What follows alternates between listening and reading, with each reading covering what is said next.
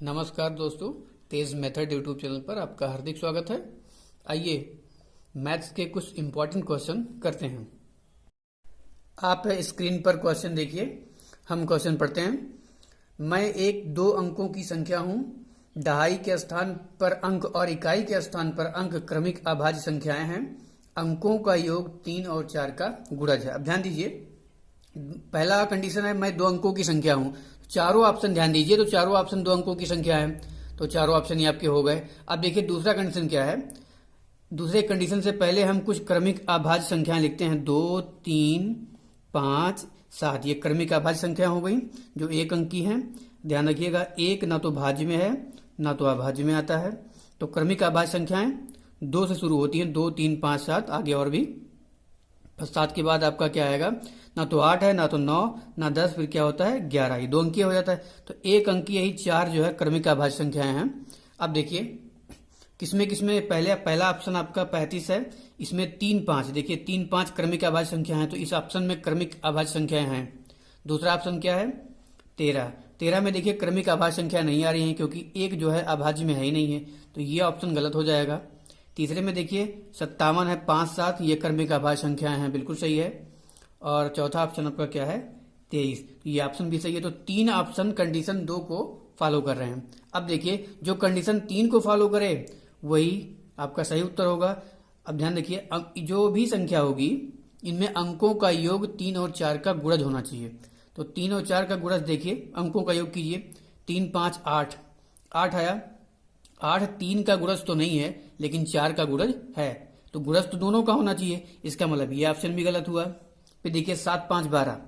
अब 12 जो आया वो 3 का गुणज है, 3 चौको 12, और 4 का भी गुणज है क्योंकि 4 तियां 12, तो यही ऑप्शन आपका क्या हुआ, सही हुआ। आगे इसको चेक करने की कोई जरूरत ही नहीं है क्योंकि एक ऑप्शन सही हो चुका है तो फिर अब 2 ऑप्शन तो सही होंगे नहीं, तो तीसरा विकल्प आपका फाइनली क्या हो जाएगा, सही हो जाएगा। आइए अगला क्वेश्चन देखते हैं। एक 180 सेंटीमीटर लंबी तार को एक आयत का रूप दिया गया है।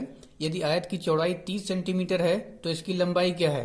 4 ऑप्शन भी दिए गए हैं। देखिए 180 सेंटीमीटर लंबी तार को, ध्यान दीजिए, तार इस तरीके से, ये मान लीजिए लंबी तार है जो 180 सेंटीमीटर लंबाई की है। अब इस तार को मोड़ करके एक ऐसा आयत बना दिया गया है, ये इस आयत के रूप में इसको मोड़ दिया गया है। ये इसी पूरे 180 सेंटीमीटर लंबी तार को इस आयत के रूप में मोड़ दिया गया है। अब देखिए कहा क्या गया है, यदि आयत की चौड़ाई 30 सेंटीमीटर, देखिए आयत में यही चौड़ाई होती है, ये जो छोटी भुजा होती है ये चौड़ाई होती है, और आयत में आमने सामने की भुजाएं बराबर भी होती हैं। तो ये जब 30 सेंटीमीटर है तो ये भी आपका 30 सेंटीमीटर हो जाएगा। अब ध्यान दीजिए, इसी पूरी 180 सेंटीमीटर की लंबाई को ही मोड़ करके आयत का रूप दिया गया है। तो 30 इधर हो गया, 30 इधर हो गया, 30 और 30 कितना हो गया 60। कुल लंबाई 180 थी, 60 निकल गया तो कितना बचा 120। अब 120 बचा तो फिर 60 लंबाई ये हो जाएगी और 60 सेंटीमीटर की लंबाई ये हो जाएगी। तो फिर अब आयत की लंबाई निकालनी थी तो कितनी हो जाएगी 60 सेंटीमीटर। ये बड़ी भुजा आयत की लंबाई मानी जाती है और छोटी भुजा जो होती है वो आयत की चौड़ाई मानी जाती है, और आमने सामने की भुजाएं आयत में बराबर भी होती हैं। तो आयत की लंबाई कितनी हो गई 60 सेंटीमीटर।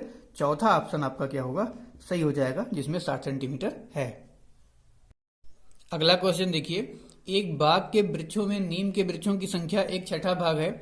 आधे वृक्ष अशोक के हैं और शेष यूकेलिप्टस के हैं। यदि नीम के वृक्षों की संख्या 5 है तो बाग में यूकेलिप्टस के कितने वृक्ष हैं। देखिए नीम के वृक्षों का भाग दिया गया है 1/6 और नीम के वृक्षों की संख्या कितनी दी गई है 5।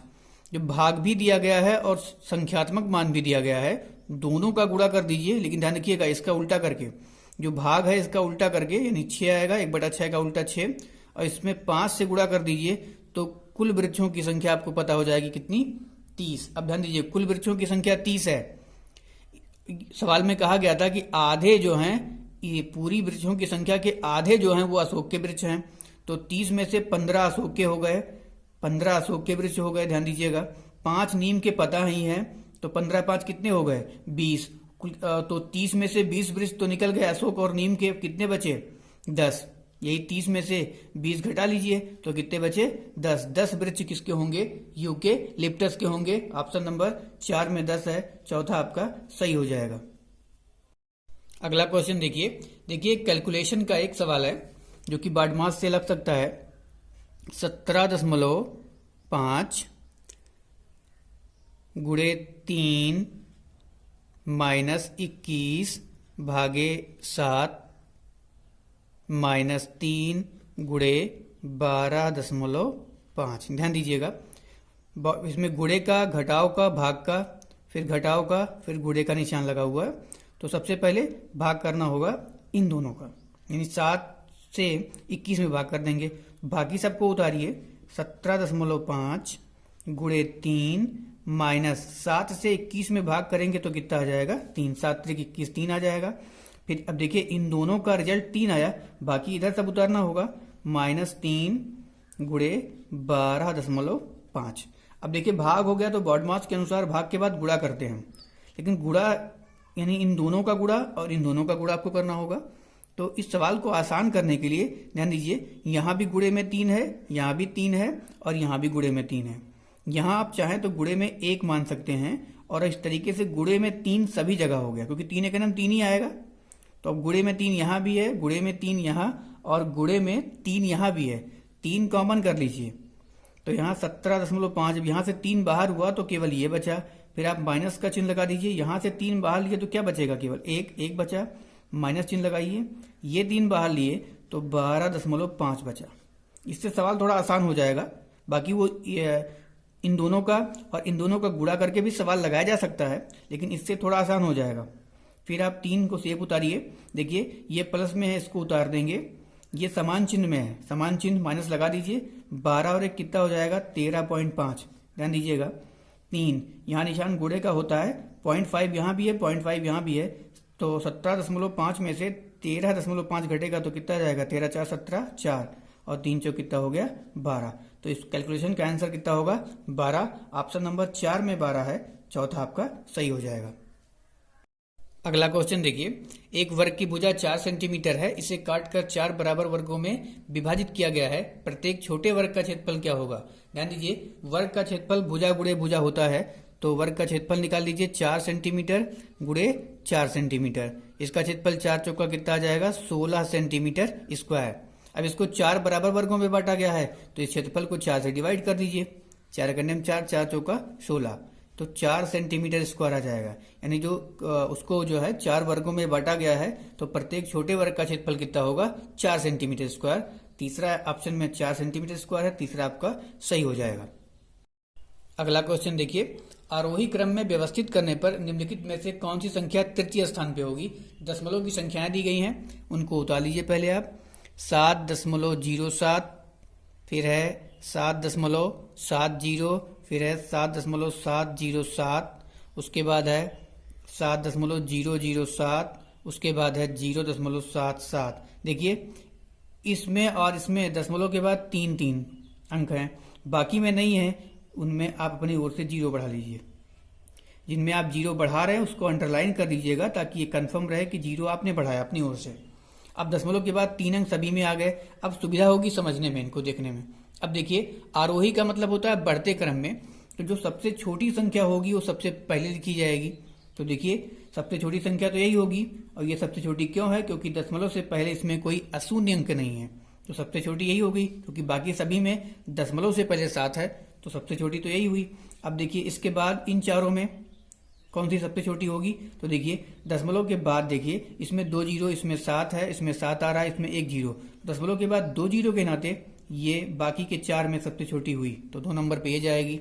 फिर देखिए दशमलव के बाद 7 इसमें आ रहा है, इसमें 7 है, दशमलव के तुरंत बाद इसमें 0 है, इसके मतलब बाकी जो 3 बचे उनमें सबसे छोटी ये हो गई, तो ये 3 नंबर पे जाएगी। हमको यही तीसरे स्थान की संख्या बतानी थी, तो संख्या कौन सी हो जाएगी 7.07, क्योंकि ये जीरो हमने अपनी ओर से बढ़ाया था, तो 7.07 यह संख्या तीसरे स्थान पे आएगी।